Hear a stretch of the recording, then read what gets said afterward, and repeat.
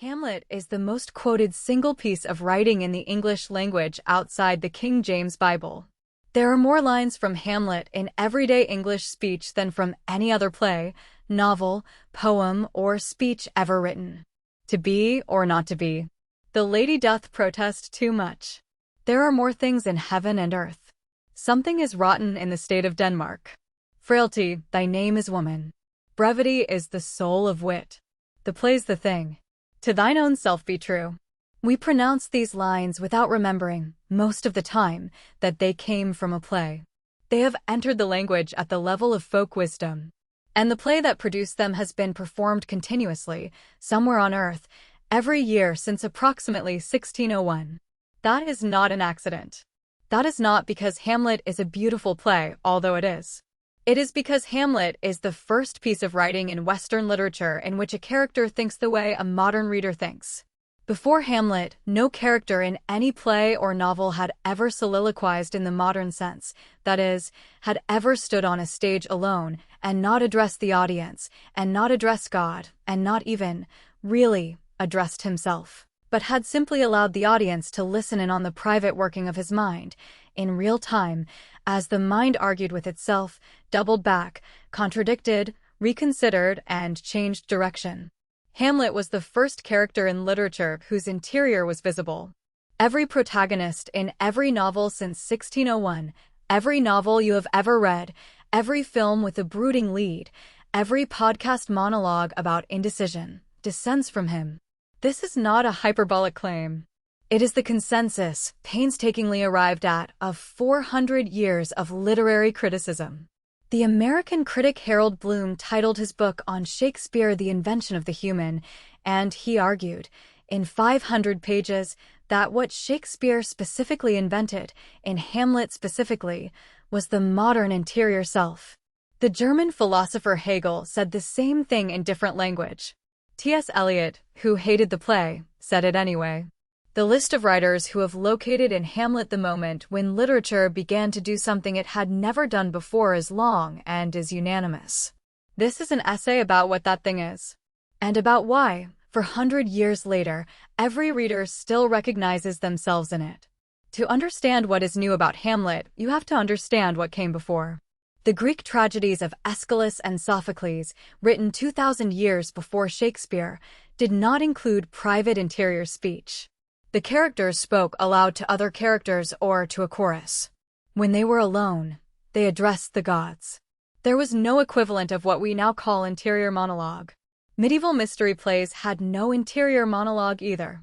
Renaissance Italian plays did not.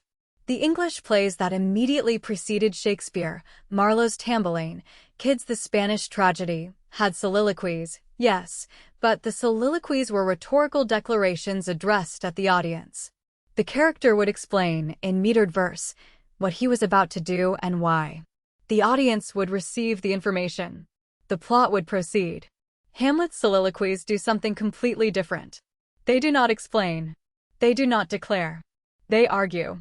Hamlet is, in his soliloquies, in the middle of a conversation with himself that he is, manifestly, losing. He does not know what he thinks. He is finding out as he speaks, by speaking. The thinking is not prepared in advance and then performed.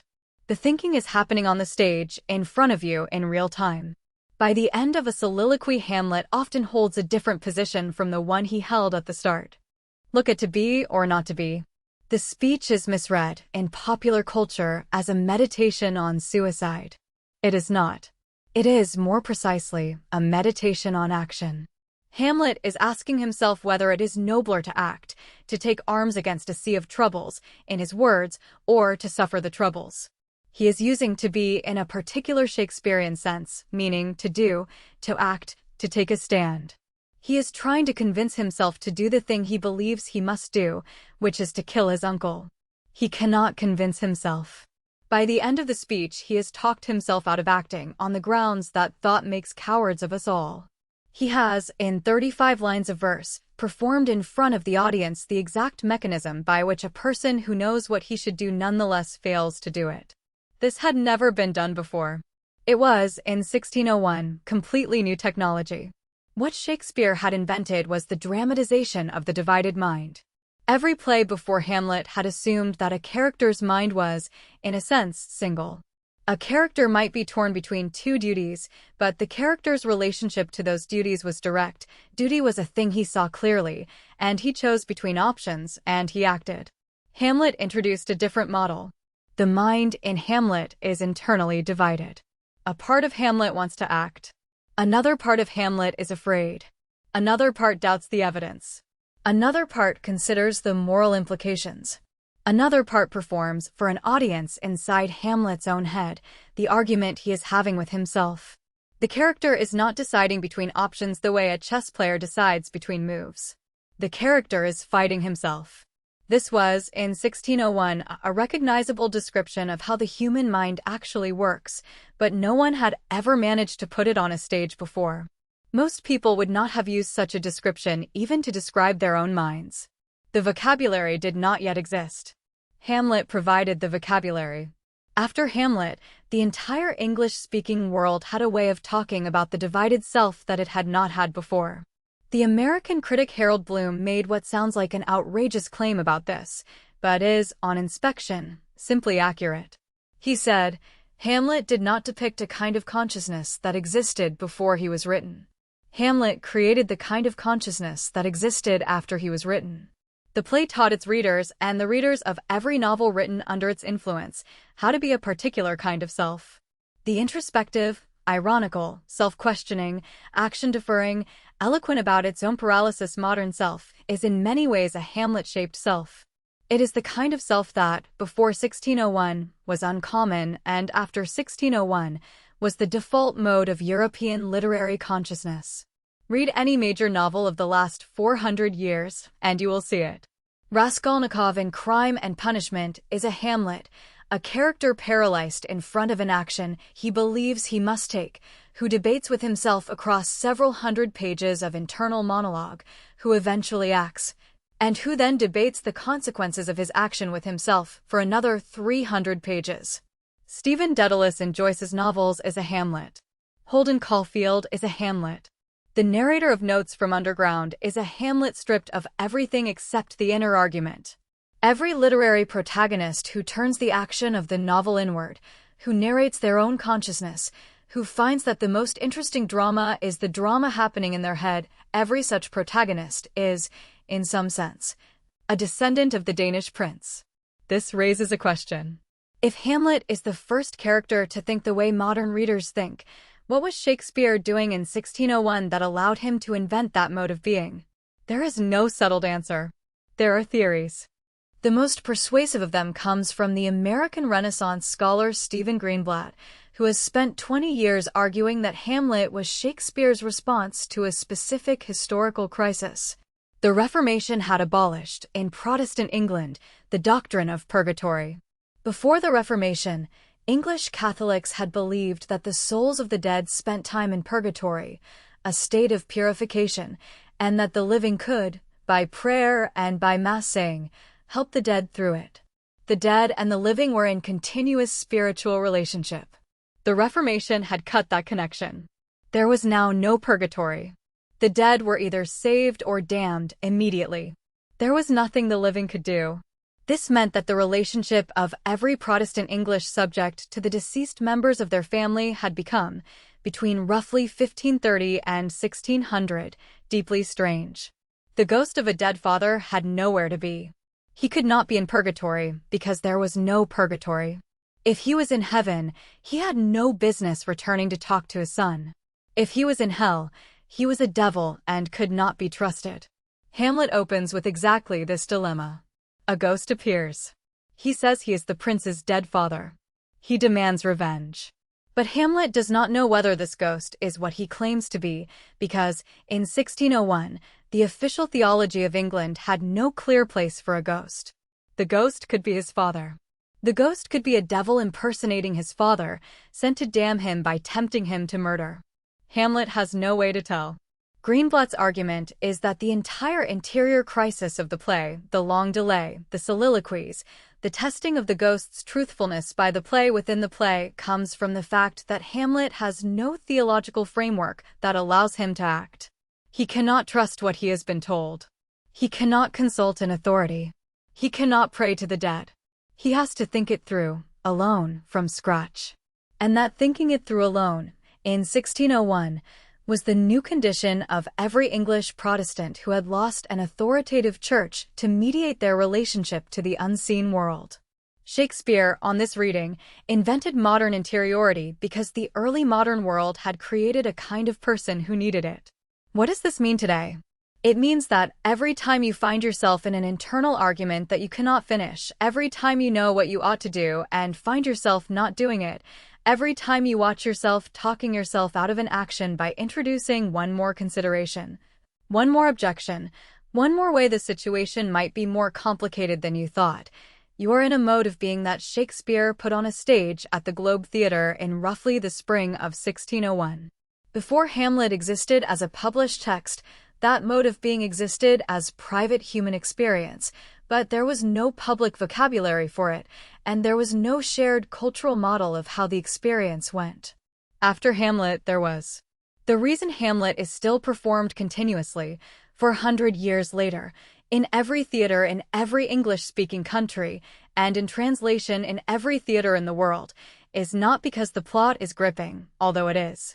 It is not because the verse is beautiful, although it is. It is because the central character is doing, on stage, the thing every modern reader does in private. He is failing to act. He is failing to act for reasons he can articulate beautifully. He is articulating his failure as he is failing. And the audience, every audience, in every century since 1601 recognizes itself. That is the only real explanation of why a 400-year-old play about a Danish prince and a poisoned cup and a graveyard scene and a doubtful ghost has not stopped being relevant. Hamlet is us. Or, more accurately, we are him, because he came first. He is the original. If this changed how you think about Hamlet, subscribe. We break down the most important books ever written, one argument at a time. New video every week. And if this was worth 10 minutes of your life, hit like. It helps the channel more than you think. The single most influential phrase coined by an American novelist in the 20th century was almost called something else. Joseph Heller's manuscript was titled Catch, 18. He had been working on it for 8 years. It was scheduled for publication in October of 1961 by Simon & Schuster. And then, for months before press, the publisher Leon Uris released a novel called Mila 18. Heller's editor told him, gently, that 2 war novels in the same year, both with the number 18 in the title, would be a marketing disaster. Heller spent 2 weeks staring at the manuscript, trying every other number. He tried Catch 11. He tried Catch 14. He tried Catch 17. None of them sounded right. He found, eventually, that the number 22 had a particular Yiddish cadence repetition to it, 22, 22, and that the digit echoed something about the trapped, recurring, infinite quality of the bureaucratic logic the novel was actually about. He sent in the change. The book came out as Catch, 22 in October of 1961. Within 5 years the phrase had entered the Oxford English Dictionary as a common noun. There is, in the English language, a small handful of book titles that have crossed over so completely into ordinary speech that most people who use them have never read the book. Catch, 22 is one of them. So is Big Brother. So is Lolita. So is Frankenstein. These are titles that have become words. They are units of common cognition. They are the way we point, in everyday conversation, at concepts we did not know how to point at before the book existed. This is the story of how Joseph Heller, a 40-year-old Brooklyn copywriter who had spent the previous 8 years writing a novel in his off hours on the floor of his apartment in Manhattan, produced a single phrase that, 65 years later, the entire English-speaking world uses several times a day, often without remembering where it came from. To understand the phrase, you have to understand the novel. Catch, 22 is, on the surface, a war novel. It is set on a fictional Italian island called Pianosa in the year 1944 in the 256th Squadron of the United States Army Air Force's AB 25 medium bomber squadron flying missions against German positions in northern Italy and southern France. The novel's central character is a 28-year-old captain named John Yossarian, a bombardier from Brooklyn who has flown 48 combat missions. He has decided, at the beginning of the novel, that the war is trying to kill him personally and that he must stop flying. He spends the rest of the novel attempting, by increasingly inventive means, to be grounded. The trouble is the catch. In Chapter 5, Yossarian goes to see the squadron doctor, a man named Doc Danica. He explains that he is afraid. He explains that he is going crazy with fear. He asks to be grounded. Danica explains, in the calmest possible voice, that there is a regulation that covers exactly this situation. The regulation is called Catch 22. Danica explains it. There was only one catch, and that was Catch 22, which specified that a concern for one's own safety in the face of dangers that were real and immediate was the process of a rational mind. Or was crazy and could be grounded. All he had to do was ask, and as soon as he did, he would no longer be crazy and would have to fly more missions. Or would be crazy to fly more missions and sane if he didn't, but if he was sane he had to fly them. If he flew them, he was crazy and didn't have to, but if he didn't want to, he was sane and had to. Yossarian listens to this. He says, in awe, that's some catch, that Catch 22. It's the best there is, Doc Danica agrees. That is the phrase. That is the thing. That is the small, perfectly logical, perfectly cruel piece of bureaucratic geometry that became, by the late 1960s, the way English speakers refer to any situation in which the rules are designed in such a way that the only escape from the trap is the action the trap forbids. The novel is structured to demonstrate, over 400 pages, that Catch 22 is not just a military regulation. It is the master rule of every institution Yossarian encounters. It is the rule of the bombing squadron. It is the rule of the hospital. It is the rule of the chaplain's interrogation. It is the rule of the bombardier's love affairs. It is the rule of the mess hall, in which a captain named Milo Minderbinder has built a private corporation called M&M Enterprises that buys eggs from the squadron at 7 cents, sells them at the squadron's mess at 5 cents, and makes a profit. When Yossarian asks Milo how he is making a profit by buying high and selling low, Milo explains that everyone in the syndicate has a share. When Yossarian asks how that helps, Milo says, everyone has a share. That is Catch 22 in business form.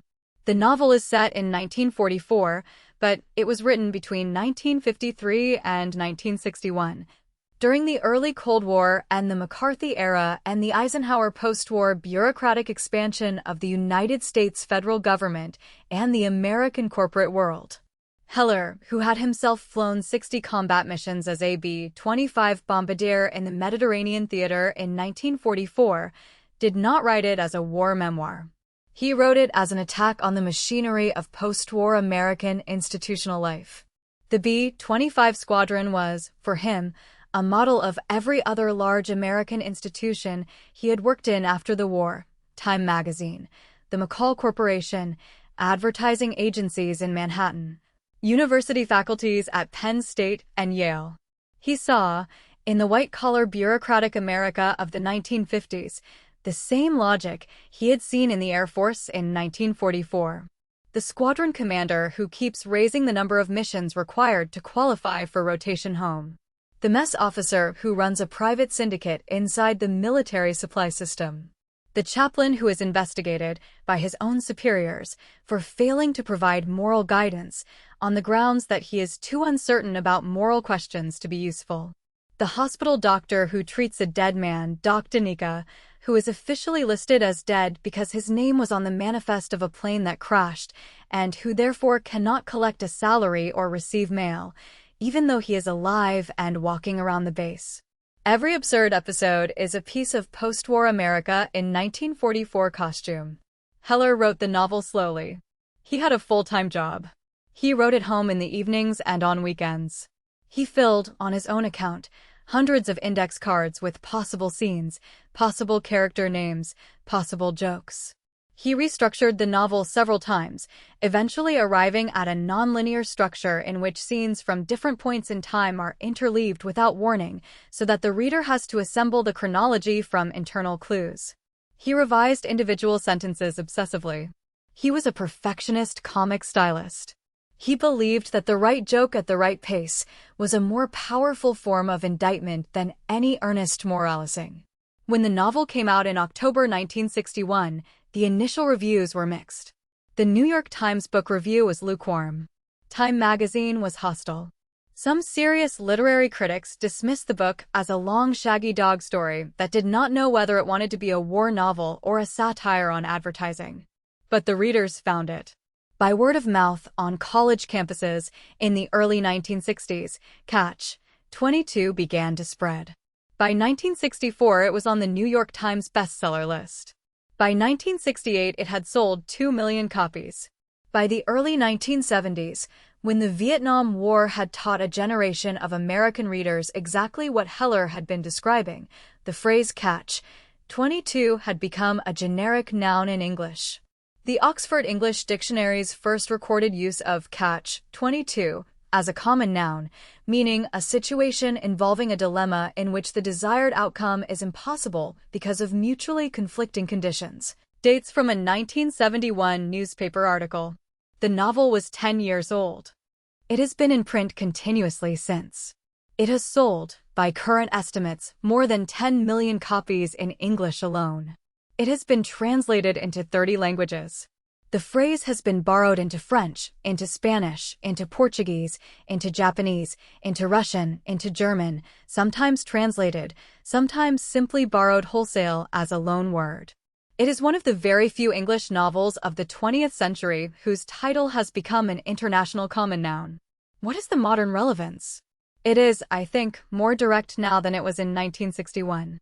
Every modern reader has encountered Catch 22 in the literal sense, in dealing with a health insurance company, in trying to enroll in a federal benefit, in attempting to challenge an algorithmic decision made by a corporation that has no human decision-maker to challenge, in trying to leave a subscription service that requires you to call a phone number that only works during hours you are at work. The bureaucratic infinite loop, the rule designed in such a way that the only path through it requires the action it forbids, is, in 2026, a far more common feature of everyday life than it was in 1944 or 1961 or 1971. Heller had identified the pattern early. The genius of the novel is not that it described a single absurd military regulation. The genius of the novel is that it described a kind of institutional logic that has, in the 65 years since, taken over much of the developed world. The pattern is in tax codes. The pattern is in immigration policy. The pattern is in financial regulation. The pattern is in the algorithms that govern who is granted a mortgage, who is allowed to fly, who is permitted to post a video on a streaming platform. Every large institution that has automated its decision-making has produced, somewhere in its machinery, a Catch 22, a rule whose only resolution is the action it forbids. We have a word for this now. We did not have one before October 1961. The word came from a 40-year-old advertising copywriter from Brooklyn who had served as a bombardier and had spent 8 years writing a novel in his apartment evenings. He died in December 1999 at the age of 76. He had spent the rest of his life writing 6 more novels, none of which was as successful as Catch 22. He once gave an interview in which he was asked if it bothered him that he was unlikely to write anything as significant again. He said, "Yes, but who has?" That is, in essence, the answer of a man who understood what he had produced. One title in the language.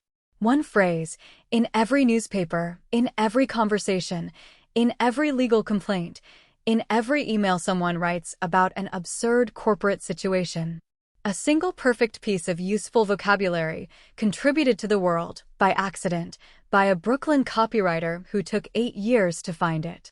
If this changed how you think about Catch 22, subscribe. We break down the most important books ever written, one argument at a time. New video every week. And if this was worth 10 minutes of your life, hit like. It helps the channel more than you think. In January of 1857, a 35-year-old French novelist sat in a Paris courtroom and listened to the imperial prosecutor argue for 2.5 hours that his novel, the first he had ever published, was so morally dangerous that the state of France had a duty to remove it from circulation, to fine its author, and to fine, separately, the magazine that had serialized it and the publisher who had printed it. The prosecutor, Ernest Pinard, was 34 years old. He was a rising star of the imperial legal apparatus.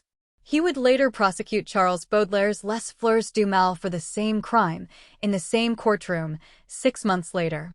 He read aloud, to the panel of 3 judges, 4 specific passages from the novel. He explained, calmly, what was wrong with each. He demanded conviction. The novelist was Gustave Flaubert. The book was Madame Bovary. And the strangest thing about the trial, the strangest thing about the entire criminal case for offense to public morals and to religion, mounted by the Second French Empire against this particular book in this particular winter, is that the book the prosecutor was reading from is, on the surface, a novel about a small-town doctor's wife in Normandy who has 2 affairs, runs up some debts, and eventually swallows arsenic. There is no explicit sex in it. There is no blasphemy. There is no political content. There is no incitement to anything. It is, to a modern reader, one of the calmest and most beautifully made novels of the 19th century. So, what was on trial? And why did the prosecutor lose? This is the story of the only obscenity trial in history that helped invent the modern novel. To understand what Pinard was prosecuting, you have to understand what Flaubert had actually done. Madame Bovary, when it appeared in Revue de Paris in 6 installments in the autumn of 1856, was instantly recognized by everyone who read it as a technical achievement of a new order. Flaubert had worked on it for 56 months. He had written, on his own account, an average of 100 words per day. He had sometimes spent an entire week on a single page. He had read every sentence aloud, in his bookline study at Croisset-on-the-Seine, in a particular kind of declamation he called the gueuloir, the yelling place. If a sentence sounded wrong, he removed it. He had crossed out, by his own count, more material than he had kept. What he had achieved was a way of writing that did something no 19th-century novelist had done before. It is now called, in literary theory, free indirect discourse. The narrator's voice and the character's voice fuse in mid-sentence so that the reader cannot tell which is speaking. The character's thoughts come at you without warning, without quotation marks, without an Emma thought. They are simply there in the prose, indistinguishable from the descriptive passages around them. Open the novel to any page. Here is Emma Bovary in Chapter 9, looking at her husband, the dull provincial doctor she married because she had no other options. The sentence is in the third person. The sentence is in past tense.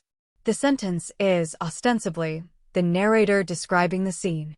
But the judgment in it, the contempt, the boredom, the despairing cruelty, is entirely Emma's. The narrator has dissolved into her consciousness without telling you. You are reading her contempt for her husband as if it were a fact in the world. This is what made the novel modern. This is also, in 1857, what made it dangerous. Pinard, the prosecutor, did not have the literary vocabulary to name what Flaubert had done. The technique was, at the time, technically nameless. But Pinard could see, with the lawyer's instinct, what the technique was doing. He told the court the following. He said that the most dangerous feature of the novel was not its content. Yes, there was an adulterous affair.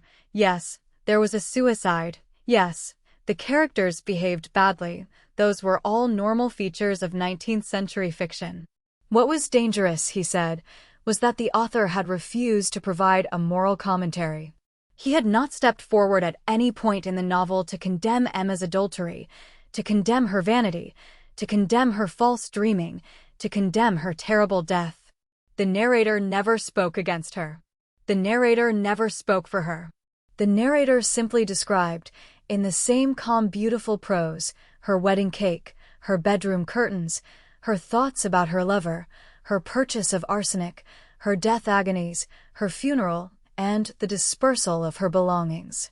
The novel, Pinard said, was a book without moral instruction. And a book without moral instruction, distributed to French wives and daughters, was an invitation to imitate Emma, to seek the same affairs, the same debts, the same destruction. This was the actual case. It was not, in fact, about sex. It was about technique. Pinard had understood, more clearly than most readers of his era, that Flaubert had written a kind of novel that did not need to tell the reader what to think, and Pinard was arguing, correctly, that such a novel was a new kind of object, and that it changed the relationship between fiction and morality, and that the state of France had not yet decided whether such an object should be permitted. Flaubert's defense lawyer, Marie-Antoine-Jules Senard, spoke for 4.5 hours. Senard's argument was, in essence, that Pinard had completely misread the novel. He insisted that the novel was profoundly moral, that Emma's terrible death by arsenic, in Chapter 8 of Part 3, was the unmistakable judgment of the novel against her behavior. That no reader of even modest sensibility could possibly come away thinking that adultery and luxury and lying had been recommended.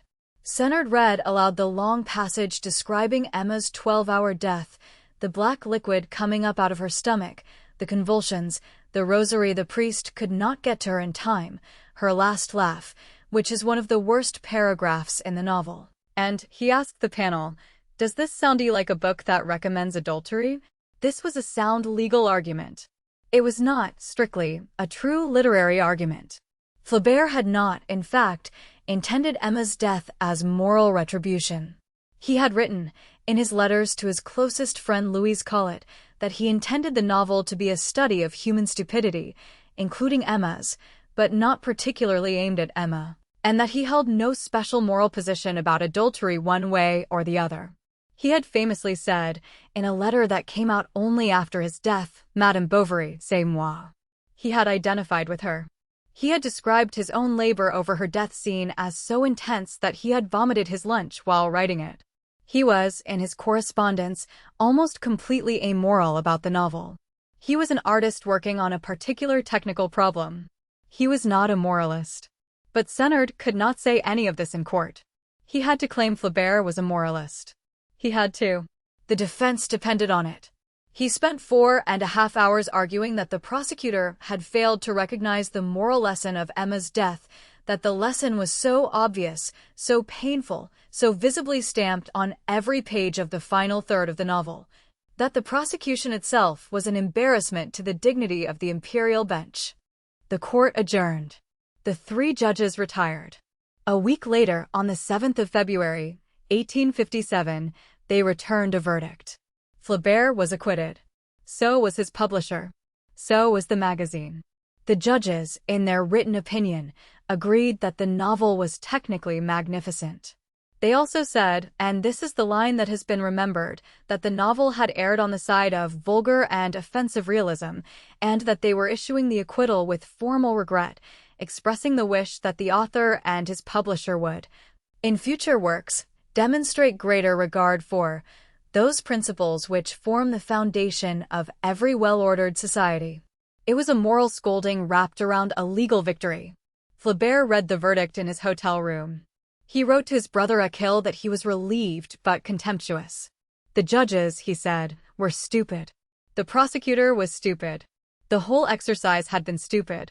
He had, of course, kept every clipping of every newspaper for the next 30 years. What happened next was that Madame Bovary sold 60,000 copies in 18 months. The trial had made it famous. Every French reader who could read wanted to see the book that the imperial government had nearly banned. Critics now had to take Flaubert seriously, whether they wanted to or not. Charles Baudelaire, who would be prosecuted himself by the same Pinard 6 months later, wrote a long admiring review in which he diagnosed exactly what Flaubert had done with the narrator. Baudelaire saw the free indirect technique before anyone else, although he did not yet have a name for it. Within a decade, every serious European novelist, Tolstoy, Issa de Queyras, Henry James, eventually Joyce, had read Madame Bovary and understood that the rules of fiction had changed. The technique propagated. By the end of the 19th century, free indirect discourse had become the dominant mode of literary fiction. It is now so universal that contemporary readers do not notice it. When Tolstoy writes Anna Karenina 10 years after Bovary's trial, and gives us Anna's consciousness without saying Anna thought, that is the Flaubert technique. When Henry James writes The Portrait of a Lady, that is the Flaubert technique. When Virginia Woolf opens Mrs. Dalloway with Clarissa Dalloway's thoughts about the morning, what a lark, what a plunge, that is the Flaubert technique. When you read a modern novel that drops you straight into a character's head without a she thought tag, you are reading a sentence that was first technically constructed in a study above the Seine in 1855 by a fad-exhausted novelist with stomach pains, who would write it aloud, decide it sounded wrong, and write it again. What does this mean today? It means that the criminal prosecution of Madame Bovary in 1857 was, on the surface, an obscenity case, and underneath the surface, a struggle over a much larger question: whether fiction has the right to describe human behavior without moralizing about it. Pinard's instinct was that a novel without moral guidance was a dangerous object. He was, in a sense, correct. The novel without moral guidance, which Flaubert invented and which every subsequent novelist refined, has been one of the most disruptive forces in modern Western culture. It has taught readers to inhabit consciousnesses that are not their own. It has taught them to suspend judgment.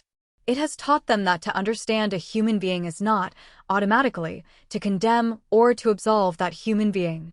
It has expanded, by orders of magnitude, the moral imagination of literate Europe and America. This was not an accident. This was Flaubert's project. He worked on it for 56 months on a single book. He defended it in court. He won. And the book that Pinard had tried to remove from circulation went on to teach the entire modern world how to read. It is still in print. It is still translated into every major language. It is still, by the count of the modern library, and by the count of nearly every English-language literary critic of the 20th century, one of the 2 or 3 best novels ever written. It is also the only one of them whose author was put on trial for writing it, and acquitted, in part, because his lawyer had been forced to claim a moral position the author had never actually held. If this changed how you think about Madame Bovary, subscribe. We break down the most important books ever written, one argument at a time. New video every week. And if this was worth 10 minutes of your life, hit like. It helps the channel more than you think. In March of 1930, a 38-year-old Russian playwright walked to the stove in his Moscow apartment, opened the iron door, and threw a manuscript into the fire. The manuscript was a novel. He had been working on it for 2.5 years. He had nearly finished it. He watched it burn. Then he sat down at his desk and wrote a letter to Joseph Stalin.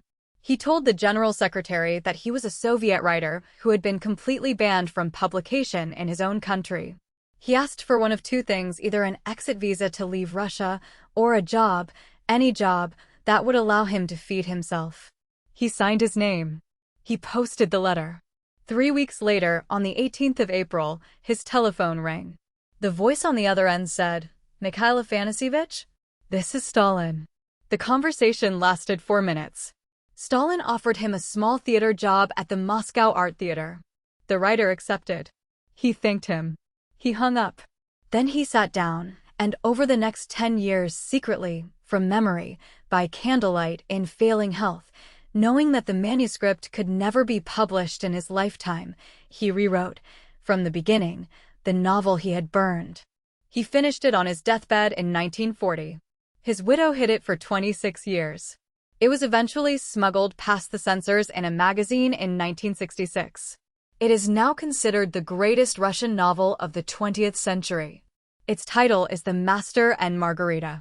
And the most famous line in it is something the devil says, looking at a burned manuscript. In chapter 24, manuscripts don't burn. This is the story of why Bulgakov wrote that sentence. And why, when you read the novel today, you're reading the proof of it. To understand The Master and Margarita, you have to understand what kind of writer Bulgakov was and what kind of country he was writing it in. He was born in 1891 in Kiev. He trained as a doctor. He served as a battlefield surgeon in the First World War, then in the Russian Civil War on the side of the whites, which is to say, on the side that lost, and on the side that any Soviet writer of any standing was supposed to deny ever having been on. He gave up medicine in 1921 and moved to Moscow to write. By 1925, he was the most popular playwright in the Soviet capital. His play The Days of the Turbans, about a sympathetic family on the white side of the Civil War, was so successful at the Moscow Art Theater that Stalin himself attended it 18 separate times. This is documented. Stalin's appointments diary records the visits. Bulgakov could not understand it. Stalin would tell his cultural commissars, privately, that the play was a magnificent dramatic work because, by accident, it showed how strong the Bolsheviks must have been to defeat such honorable and well-organized enemies. The dictator who eventually ordered Bulgakov silenced was also, simultaneously, his most loyal viewer. By 1929, the Soviet cultural climate had hardened. The Russian Association of Proletarian Writers, the RAP, the Marxist-Leninist literary watchdog, had decided that Bulgakov was a class enemy. His plays were banned. His novels were refused publication. He was a working playwright in a country whose only employer was the state, and the state had stopped employing him. This is when he burned the first version of The Master and Margarita. Then Stalin telephoned. Bulgakov got the small theater job. He had a steady income. He had, in a sense, his life back. But he no longer had any audience. None of his work would ever be published or staged in the Soviet Union again. He understood this from the day he picked up the phone. And he made a decision that is, in literary history, almost unprecedented. He decided to write a novel, in secret, that he knew would never be published in his lifetime. He worked on it for 10 years. He wrote it knowing that there was no possible reader. He died still writing it. What he wrote is a novel that has 3 plots, all happening at once, all eventually intertwining. The first plot is set in Moscow in the 1930s. The devil arrives in Moscow on a spring evening, in the form of a polite foreign professor named Woland, accompanied by a 4-person retinue that includes a former choirmaster, a fanged ginger thug, a beautiful naked witch, and a black cat the size of a pig who walks on his hind legs and rides the streetcar. They begin systematically humiliating the Moscow literary and bureaucratic establishment. They make money rain from the ceiling at a variety show.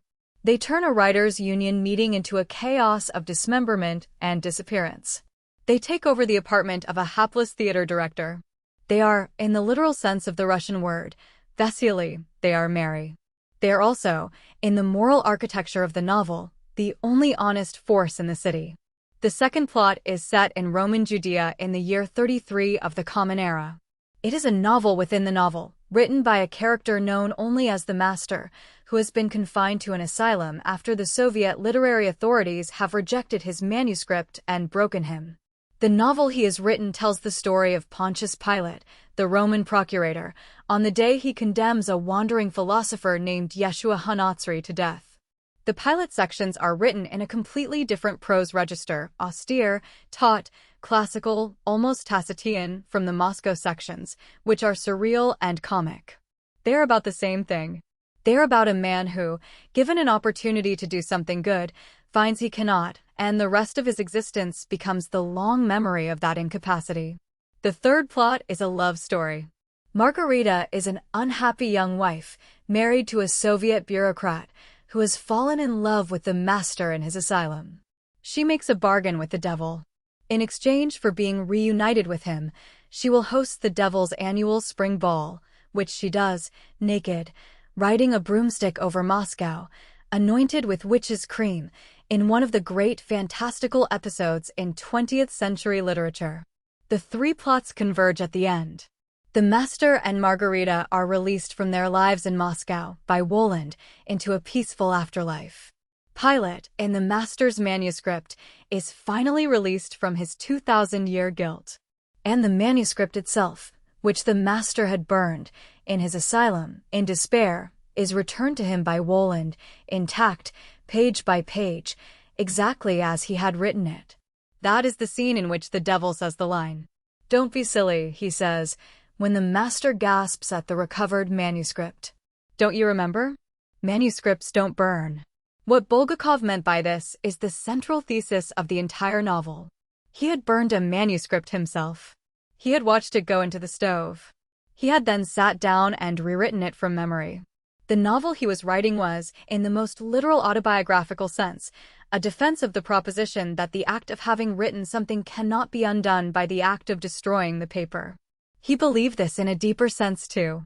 He believed that the act of having truly seen something, having truly written it down, having truly named it, created a kind of permanent record in the universe that the state could not reach. The censors could ban the book. The fire could destroy the paper. The author could die in obscurity.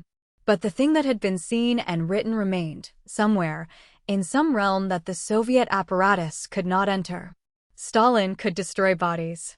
Stalin could destroy careers. Stalin could destroy entire languages. But Stalin could not, in Bulgakov's metaphysics, destroy a sentence that had been correctly written. This was a deeply heretical thing to believe in 1937. Most Soviet writers around Bulgakov did not believe it. They believed, with reason, that the state could destroy anything. They were broken by this belief, or they collaborated with it. Bulgakov did neither. He simply went home every night to a small apartment on Sadovaya Street and wrote a novel that he knew the state did not have the metaphysical capacity to read, even though it had every practical capacity to destroy. The novel survived because his wife survived. Yelena Sergeyevna, Bulgakov's third wife, was 20 years younger than him. She had married him in 1932. She nursed him through the long kidney failure that killed him in 1940 at the age of 48. On his deathbed, he made her promise to keep the manuscript. She kept it. She kept it through the rest of Stalin's reign. She kept it through the rest of her own life. In the early 1960s, after Stalin was dead and the cultural thaw of the Khrushchev era had begun, she carefully began approaching editors. The Soviet literary magazine Moskva eventually agreed to publish a heavily censored version, in 2 installments, in November of 1966 and January of 1967. When the issue containing the first half of the novel hit the news kiosks in November 1966, queues formed outside Moscow bookshops at 4 in the morning. The print runs sold out in 2 hours. Photocopies of the censored chapters, passages the magazine had been forced to cut, were typed up by hand and circulated in samizdat. The novel became, in a matter of weeks, the single most read piece of writing in the Soviet Union. Within 5 years it had been translated into 19 languages. The full uncensored Russian text was finally published, in Frankfurt by Pozov, in 1973. The Soviet Union allowed it onto the home market only after the collapse, in 1989. Yelena Sergeyevna did not live to see the uncensored edition. She had died in 1970, 4 years after the first publication. What does any of this mean today? It means that the most successful authoritarian state of the 20th century, the state that built the Lubyanka and the Gulag, that ran the show trials, that bent every word of Russian literature for 60 years toward Marxist-Leninist purposes, was unable, in the end, to stop a single dying playwright from finishing a novel by candlelight that, 50 years after his death, would be the book his country most loved. This is not a feel-good thesis. Bulgakov died poor, banned, and unread. His wife spent the next 26 years preserving a manuscript no one had asked for. The state damaged his life beyond recognition. The state shortened that life. The state ruined the work of every contemporary he respected. The cost was enormous. There is no way to read the Bulgakov biography and conclude that the censors lost. But the manuscript did not burn. That is what The Master and Margarita is about. Not the easy claim that great art is invincible. The harder claim that the act of writing truly, even in private, even in defeat, even in death, places something in the universe that the future will eventually find. Bulgakov risked his life for that proposition. He died still defending it. And the novel you can buy today at any airport bookshop, in any language, is the proof he was right. If this changed how you think about The Master and Margarita, subscribe. We break down the most important books ever written, one argument at a time. New video every week. And if this was worth 10 minutes of your life, hit like. It helps the channel more than you think. The greatest argument against the existence of God in world literature was written by a man who believed in God his entire adult life. It is 40 pages long. Dostoevsky put it in Chapter 5 of Book 5 of his final novel. And in the next 800 pages, he never directly refutes it. Not once. He died 7 weeks after finishing the book. The argument is still standing. The novel is The Brothers Karamazov. The chapter is called Rebellion. The character making the argument is Ivan Karamazov, the cold middle brother, the one who has just come back from Moscow with a head full of philosophy and a heart that has gone quiet. He is sitting in a tavern with his younger brother Alyosha, who is training to be a monk. And Ivan is about to say something that Albert Camus, 70 years later, would call the most pathetic and most extraordinary protest against God ever recorded. This is not an essay about why The Brothers Karamazov is a great novel. This is a reckoning with one specific question, the question Ivan asks, the question the entire novel is built around, and the question that, in 900 pages, his author never answers. To understand why Dostoevsky could not answer it, you have to understand what was inside the answer he believed. Dostoevsky was, by 1879, a deeply Orthodox Christian. He had been since his return from Siberia in 1854, where he had spent 4 years in a hard-labor prison camp for participating in a discussion circle of liberal intellectuals. In Siberia, he had read the New Testament, the only book the prisoners were permitted every night, by candlelight, for 4 years. He came out of the camp with a faith that was not theological but visceral. He believed that Christ was the answer to everything. He spent the next 30 years writing novels in which characters argue him out of it. This is the central strangeness of Dostoevsky. He builds, in each of his major novels, a character whose argument against faith is the strongest argument he himself can construct, and then he tries to find, in the architecture of the novel, a refutation that does not depend on rhetoric. He almost never succeeds in his own terms. The atheist arguments are too good. The believers in his novels are too quiet. In The Brothers Karamazov, he gave Ivan the best argument any of his atheists had ever delivered. It is not an attack on God's existence. It is an attack on God's moral authority. Here is Ivan's case distilled. He tells Alyosha that he is not, in fact, prepared to deny that God exists. He is prepared to accept God. He is prepared to accept the existence of a divine plan. He is prepared to accept that, at the end of history, all the suffering of the world will be reconciled into a final harmony, in which the lions will lie down with the lambs, and the mother will embrace the man who tortured her child, and the universe will be saved. He is not, however, prepared to accept the price. He then tells Alyosha a series of true stories. Dostoevsky took these stories from Russian newspapers of the 1870s. They are not invented. A general who set his hunting dogs on a serf boy of 8, who had thrown a stone at one of the dogs. The boy was stripped, made to run, and torn apart in front of his mother. A Russian peasant who beat his 5-year-old daughter for hours, with a birch rod, methodically, while she begged, "Kind dear papa."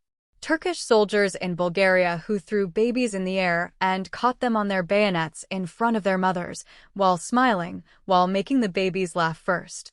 Ivan is reading these stories from a notebook. He has collected them. He keeps them because he believes the entire question of God turns on the existence, anywhere in the universe, of a single child who has been tortured to death, and on whether the future harmony of all things can be paid for, in moral accounting, with the unredeemed tear of that child. His conclusion is this: if the price of cosmic harmony is the suffering of even one innocent child, even if all of the suffering is then redeemed, even if the mother forgives the torturer, even if the child himself forgives the torturer, even if at the end of time everyone embraces and the universe sings, then the price is too high. Ivan does not deny God's plan. He simply, politely, returns his ticket. He says, in one of the most famous sentences in 19th-century fiction, "It is not God I do not accept. It is the ticket I most respectfully return." This is the argument Dostoevsky put in his own novel. Now, what is the answer? Alyosha, after Ivan finishes, says nothing for a long time. Then he says, almost in a whisper, "But there is a being and he can forgive everything, all and for all, because he gave his innocent blood for all and everything. He means Christ." Ivan smiles. Ivan says, Ah, the one without sin and his blood. No, I have not forgotten him. On the contrary, I've been wondering all the time how it was that you did not bring him in for so long. For usually, in all arguments, your people put him in the foreground.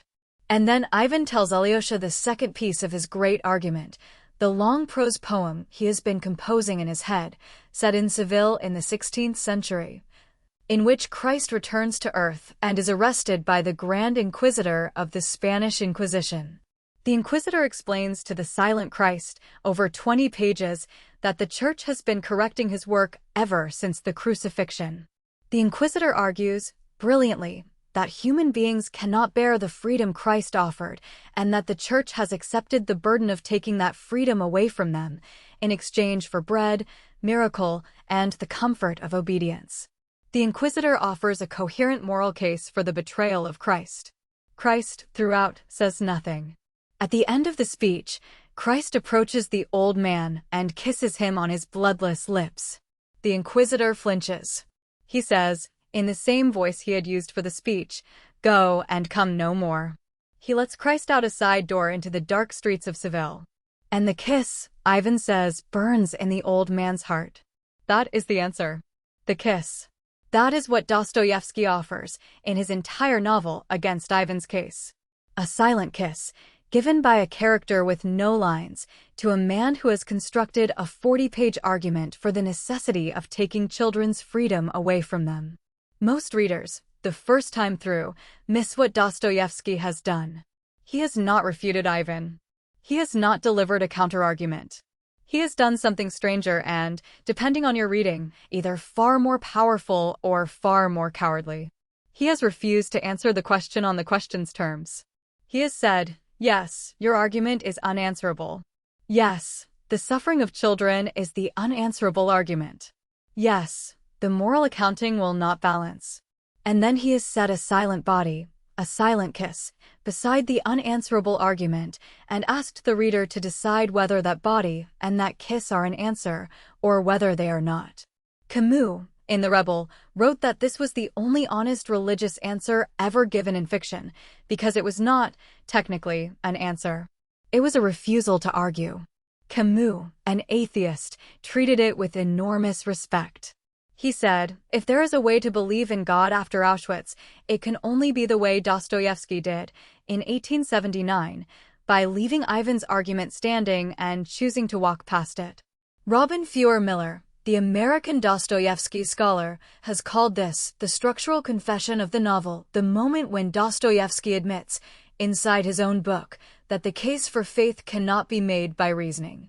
That the case for faith is made by living, and that anyone who tries to defend faith by argument has already lost. The novel goes on for another 600 pages after Ivan's chapter. The third brother, Dmitri, is falsely accused of killing their father. Ivan, who had subconsciously wished for the death, is psychologically destroyed by his own complicity. Alyosha leaves the monastery and goes back into the world, planning to live among ordinary people. There is a trial. There is a long funeral. There is, at the very end, a beautiful scene in which Alyosha speaks to a group of schoolboys at the grave of a child they all loved.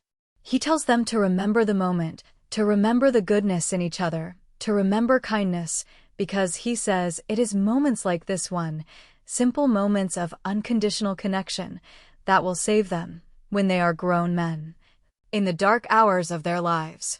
That is the entire answer to Ivan. Not a refutation. A scene. A few sentences spoken to a group of boys around a grave. Dostoevsky's biographer Joseph Frank has called this the novel's answer by example. It is the only kind of answer Dostoevsky was willing to give. He had stared at Ivan's argument for years. He had constructed it carefully. He believed it was unbeatable in its own terms. He could only respond by saying, in essence, this is not an argument you win. This is an argument you walk past, in the direction of a living life. If you choose to walk past it, you must understand that you are not refuting it.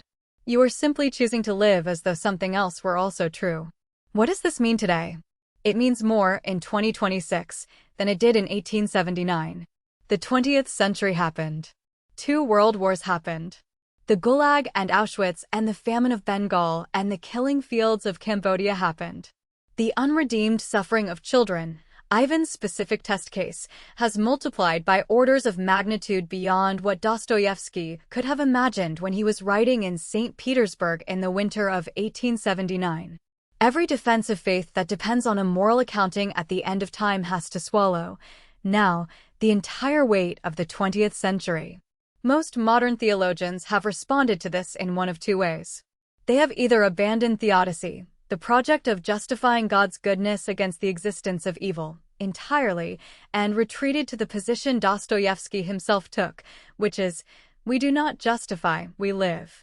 Or they have tried to construct new theodicies, more sophisticated than the old ones, in which God's goodness is preserved through arguments about free will, or about the necessary cost of moral development, or about the limits of human knowledge. Dostoevsky would have considered both responses inadequate. He believed Ivan was right that no argument could justify the suffering. He believed also that no human being could actually live as though Ivan were the last word, that to live consistently with Ivan's argument was to commit suicide, or to commit murder, or to descend into the kind of cold indifference that the novel embodies, devastatingly, in Ivan's eventual madness. Dostoevsky believed that the existence of love in the world, ordinary, unjustified, unprovable love, was the only response available, and that this response was not an argument, because no argument was possible. This is why, after 146 years, the novel still works. Every reader who arrives at Chapter 5 of Book 5 encounters an argument that has not been refuted in the rest of the book, and has not been refuted in the rest of philosophy, and has not been refuted in their own lives, and they have to decide, by the time they reach the last page, what to do with it. Most readers do not notice they are doing this. But that is what they are doing. If this changed how you think about the brothers Karamazov, subscribe. We break down the most important books ever written, one argument at a time. New video every week. And if this was worth 10 minutes of your life, hit like. It helps the channel more than you think.